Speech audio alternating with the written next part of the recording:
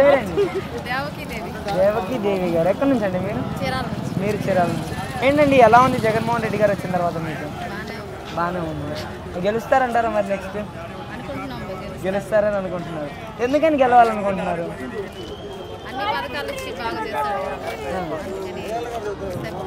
Okay, మరి ఈ పథకాలు ఇవ్వటం వల్ల ఉపయోగం ఏంటంటారు? ఆ పథకాలు ఇవ్వటం వల్ల ఉపయోగం ఏంటంటారు? జనానికి కొంచెం ఏదైనా పనులు చేసుకోవడానికి అవకాశం బాగుంది. అంటే మరి పథకాలు తీసుకున్న వాళ్ళంతా ఓట్లు వేస్తారంటారా? వేయకుండా ఎందుకుంటారు? జగన్ ఇచ్చిన పథకాలు తీసుకొని చంద్రబాబు నాయుడు కొట్టేస్తే పరిస్థితి ఏంటంటారు?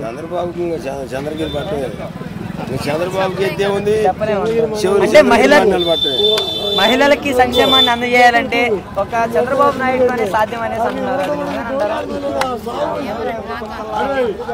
మీకు తెలిసినంత వరకు మహిళల పట్ల ప్రాధాన్యత ఇచ్చి మహిళలకు మంచి చేస్తున్న గవర్నమెంట్ చంద్రబాబు గారు, జగన్ గారు?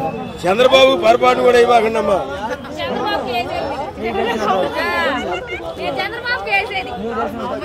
మీరు చెప్పండి అండి, నేను మిమ్మల్ని అడుగుతున్నాను కదా. జగన్ చంద్రబాబు?